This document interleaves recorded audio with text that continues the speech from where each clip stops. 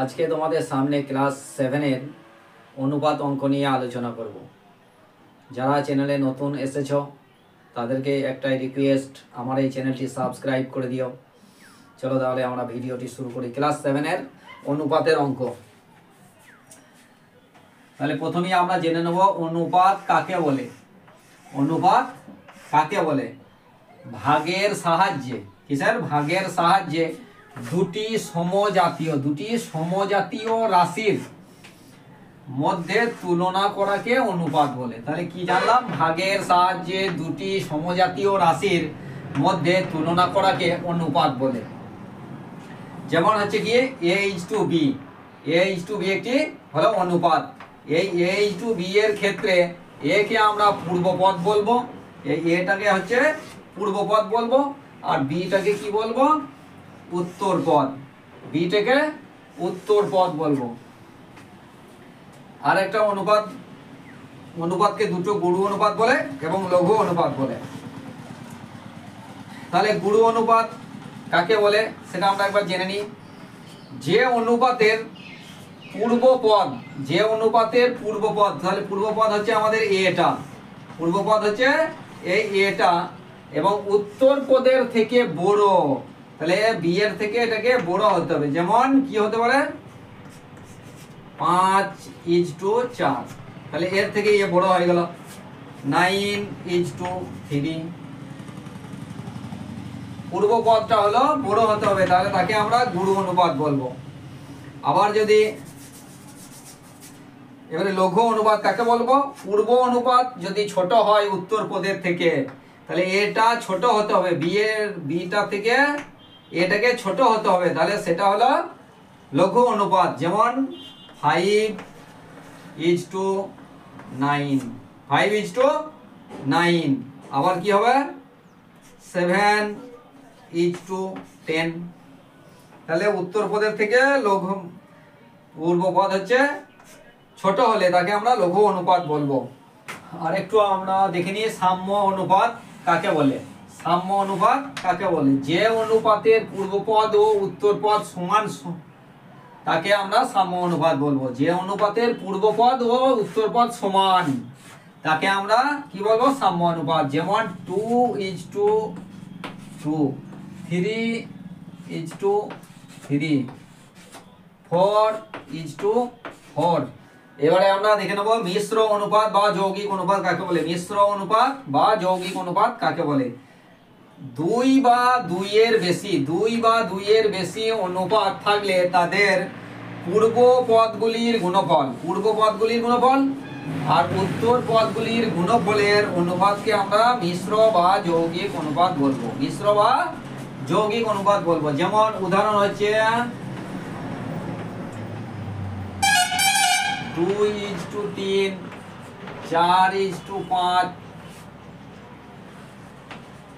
6:7। এরকম তিনটে অনুপাত, এটা একটা অনুপাত, এটা একটা, এটা, তাহলে তিনটে আছে আমাদের অনুপাত। তাহলে কি বলেছে? পূর্ব পদগুলির গুণফল, তাহলে পূর্বপদ 2, 4 আর 6, 2 × 4 × 6 এইটা হবে 3 × 5 × 7। তাহলে আমরা কি পাবো? 2 × 4 8, 8 × 6 48। এই বসে গেল 3 × 5 15, 15 × 7 105। তাহলে এটা হচ্ছে মিশ্র বা যৌগিক অনুপাত। আর একটা আছে ব্যস্ত অনুপাত। ব্যস্ত অনুপাত কাকে বলে? কোন অনুপাতের পূর্বপদ আর উত্তরপদ পরস্পরের স্থান বিনিময় করলে তাকে ব্যস্ত অনুপাত বলে। যেমন আমি একটা অনুপাত লিখে নিচ্ছি এখানে 6:8। এদের ব্যস্ত অনুপাত কত হবে? এরা স্থান বিনিময় করবে, 8টা এইদিকে আসবে, 6টা এখানে যাবে, তাহলে 8:6। এরা হলো ব্যস্ত অনুপাত। যেমন আর একটা উদাহরণ দিয়ে দিচ্ছি 9:7। কি হবে? 7:9। 9টা এদিকে চলে গেল, 7টা উত্তরপদ উত্তর পূর্ব পদ হয়ে গেল উত্তর পদ, আর উত্তর পদটা হয়ে গেল পূর্ব পদ। তাহলে এই পর্যন্ত তোমরা আশা করছি সবাই বুঝতে পারলে। তাহলে আমরা এখন মেন অঙ্কতে চলে এলাম। কোষে দেখি 2.2 প্রশ্ন আছে যে প্রথমেই একের দাগে নিচের অনুপাতগুলিকে লঘিষ্ঠ আকারে পরিণত করি এবং প্রত্যেকটি অনুপাতের ব্যস্ত অনুপাত লিখি। তাহলে এগুলোকে আমাদের কি করতে হবে? লঘিষ্ঠ মানে ছোট করা, লঘিষ্ঠ মানে ছোট করা এবং প্রত্যেকটি অনুপাতের ব্যস্ত অনুপাত লিখতে হবে। তাহলে দেখো 12:15 আছে, তাহলে এটাকে যত দিয়ে ভাগ করবো এটাকেও আমাকে তাই সেটা দিয়ে ভাগ করতে হবে, একই সংখ্যা দিয়ে ভাগ করতে হবে। লঘিষ্ঠ করা মানে ছোট করা। তাহলে একে যদি আমি 3 দিয়ে ভাগ করি তাহলে 3 4 12, আবার এটাকেও 3 দিয়ে ভাগ করলাম তাহলে 3 5 15, তাহলে কত হলো? 4:5। তাহলে 4:5 হয়ে গেল, আমাদের লঘিষ্ঠ করা পর্যন্ত হয়ে গেল। এবারে এর ব্যস্ত অনুপাত বলেছে, ব্যস্ত অনুপাত কত হবে? উল্টি যাবে, 5:4, 5:4।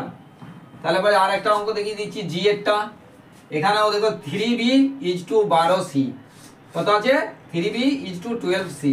তাহলে বি এ সি দুটোই আলাদা জিনিস, যেমনকার তেমন আমি রেখে দিলাম (c).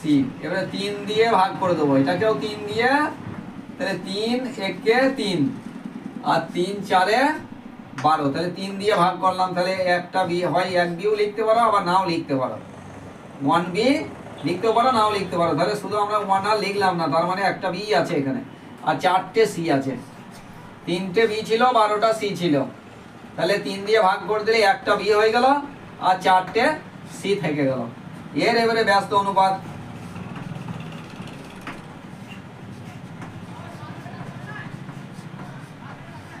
ব্যস্ত অনুপাত 4c:b। তাহলে আশা করছি তোমরা বুঝতেই পারছো। আর এইচ এরটা আরেকটা দেখো 25xyz = 625xyz। এটা তোমরা ছোট ছোট করে ভাঙতে পারো, 5 দিয়ে, 5 5 25। আবার এটাকেও 5 দিয়ে ভাঙতে পারো, 5 5 একে 5, 5 দিয়ে 10 আর 5 5 25। কিংবা তোমরা একবারে ডাইরেক্ট 25 ঘরে নামতা পড়েও করতে পারবে। আমি 25 ঘরে নামতা পড়ে নিচ্ছি, 25 একে 25 আর 25 25 625। তাহলে কি পড়ে থাকলো? এখানে 1, এখানেও x আছে, এই x কেটে গেল, y আছে, y কেটে গেল, z আছে, z কেটে গেল। তাহলে কি হলো? 1:25। এর তাহলে ব্যস্ত অনুপাত হচ্ছে 25:1। তোমাদেরকে আমি একটা অঙ্ক দিয়ে দিলাম, এই অঙ্কটি তোমরা আমাকে কমেন্ট করে জানাও, দেখি কে পারো। কমেন্ট করে আমাকে অবশ্যই উত্তরটা জানিও।